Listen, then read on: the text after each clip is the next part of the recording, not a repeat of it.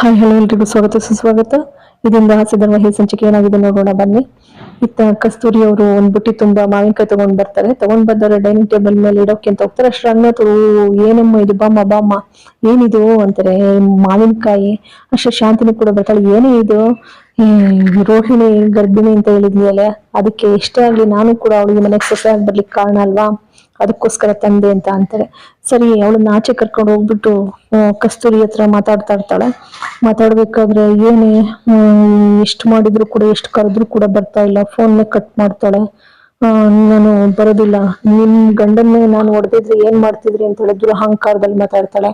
ಇಲ್ಲ ಅವಳು ಸ್ವಭಾವನೆ ದುರಹಂಕಾರನ, ಇಲ್ಲ ಅವಳು ಮಾತಾಡೋದೇ ಅಹಂಕಾರನ, ಒಂದು ಅರ್ಥ ಆಗ್ತಾ ಇಲ್ಲ ಕಣೆ. ಎಷ್ಟು ಮಾಡಿದ್ರು ಕೂಡ ಫೋನ್ ಕಟ್ ಮಾಡ್ತಾಳೆ. ರವಿ ಅವನು ಅಷ್ಟೇನೆ, ಫೋನ್ ಕಟ್ ಮಾಡ್ತಾನೆ. ಈಗ್ಲೇ ಹಿಂಗೆ, ಇನ್ನು ಮದುವೆಗೆ 2 ದಿನ ಆಗಿದೆ ಶಾಸ್ತ್ರ ಆಗಿ, ಈಗ್ಲೇ ಹಿಂಗೆ ಅತ್ತೆ ಮನೇಲಿ ಉಳ್ಕೊಂಡು ಹೀಗ್ ಮಾಡ್ತಾನೆ ಅಂತ ಅಂದ್ರೆ ಎಷ್ಟೇ ಆಗ್ಲಿ ಶ್ರೀಮಂತರ ಮನೆ ಸೊಸೆ ಅಲ್ವಾ, ಅದಾಗೇನೆ ಬಿಡು. ನೋಡೆ ನೀನೇ ಸೋತ್ ಬಿಡು, ಏನ್ ಮಾಡಕ್ಕಾಗತ್ತೆ, ಅಷ್ಟೇ ಸಮಾಧಾನ ತನ್ಕೋ.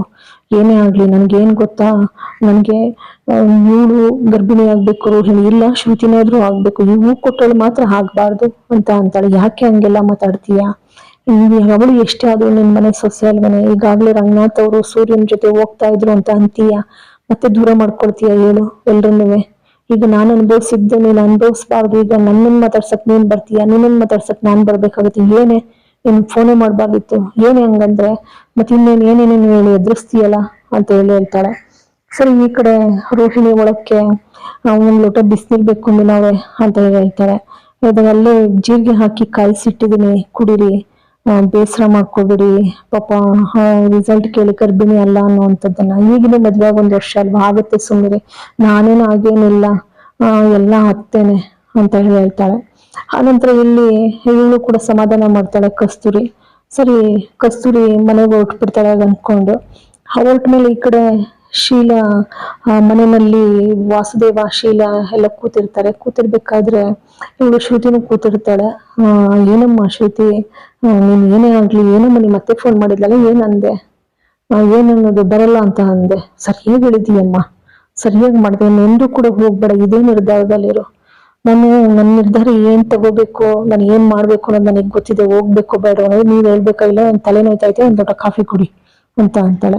ಅಂದ್ಬಿಟ್ಟು ಅವ್ಳು ರೂಮ್ಗೆ ಹೋಗ್ತಾಳೆ. ಇತ್ತ ವಾಸುದೇವನ್ ಜೊತೆ ಏನ್ರಿ ಹಿಂಗೆಲ್ಲ ಮಾತಾಡ್ತಾಳೆ, ಇವಳು ಏನು ಹೋಯ್ತಾಳ ಹೇಗೆ, ಸುಮ್ಮನೆ ನನ್ ಮಗಳು ಎಷ್ಟೇ ಆದ್ರೂ ಅಲ್ಲೂ ಕೂಡ ವಹಿಸ್ಕೊಳ್ತಾಳೆ. ಎಷ್ಟೇ ಆಗ್ಲಿ ನನ್ನ ಮಗಳಲ್ವಾ, ನೋಡು ಸರಿಯಾಗಿ ಉತ್ತರ ಕೊಟ್ಟಿದ್ದಾಳೆ ಅಂತ.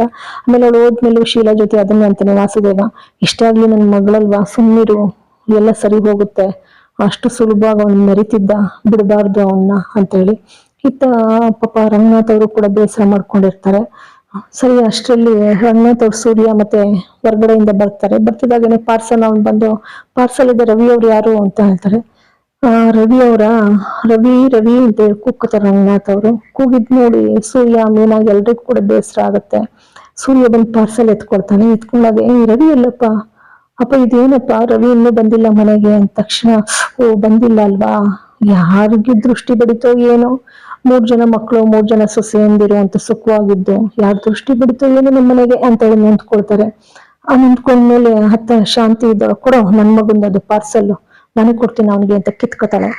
ಕಿತ್ಕೊಂಡ್ಮೇಲೆ ಇತ್ತ ಮೀನಾ ಮತ್ತೆ ಸೂರ್ಯ ಮಾತಾಡ್ಕೊಳ್ತಾರೆ. ಏನ್ರಿ ಮಾಡೋದು, ಮಾವ ಪಾಪ ಇಷ್ಟು ಬೇಸರ ಮಾಡ್ಕೊಂಡಿದ್ದಾರೆ ರವಿ ಅವ್ರು ಬರ್ಲಿಲ್ಲ ಅಂತ ಹೇಳಿ, ಈಗೆಲ್ಲ ಆಯ್ತಲ್ಲ, ನಾವ್ ಹೋಗ್ದಿದ್ರು ಆಗೋದು, ಬಡ್ಕೊಂಡೆ ಬರಲ್ಲ ಅಂತ ಕೇಳಿದ್ರ, ಹಿಂಗಾಗುತ್ತೆ ಅಂತ ಯಾರಿಗೂ ಗೊತ್ತು, ನೀವು ಒಂಚೂರು ಸಮಾಧಾನ ಮಾಡ್ಕೋಬೇಕಿತ್ತು. ಏನ್ ಸಮಾಧಾನ ಮಾಡ್ಕೊಳ್ಳೋದು, ಯಾರಿಗೆ ಹೇಗ್ ಉತ್ತರ ಕೊಡ್ಬೇಕೋ ಹಾಗೆ ಕೊಟ್ಟಿದೀನಿ ಅಷ್ಟೇ. ಏನೇ ಆಗ್ಲಿರಿ, ಮನೆಯಲ್ಲಿ ಪಾಪ ಮಾವ ಬೇಜಾರ್ ಮಾಡ್ಕೊಂಡಿರೋದು ನೋಡಕ್ಕಾಗಲ್ಲ, ಹೀಗಾದ್ರೂ ಮಾಡಿ. ಈಗ ಸೂರ್ಯ ಹೇಳ್ತಾನೆ, ಆಯ್ತು ನನಗೂ ಬೇಸರ ಮಾಡ್ಕೊಂಡಿರೋದು ನೋಡಕ್ಕಾಗಲ್ಲ, ಶ್ರುತಿನು ಮತ್ತೆ ರವಿನು ಏನಾದ್ರೂ ಮಾಡಿ ಕರ್ಕೊ ಬರ್ಬೇಕು, ನೋಡೋಣ ಅಂತ ಹೇಳಿ ಅಂತಾರೆ. ಅಲ್ಲಿಗೆ ಈ ಸಂಚಿಕೆ ಮುಕ್ತಾಯವಾಗ್ತದೆ. ನಿಮ್ಮೆಲ್ಲರ ಆಶೀರ್ವಾದ ಬಹಳಷ್ಟು ಮುಖ್ಯ. ಪ್ಲೀಸ್ ಸಬ್ಸ್ಕ್ರೈಬ್ ಮಾಡಿ, ಶೇರ್ ಮಾಡಿ, ಒಂದು ಲೈಕ್ ಕೊಡಿ. ಎಲ್ಲರಿಗೂ ಕೂಡ ಅನಂತ ಧನ್ಯವಾದಗಳು.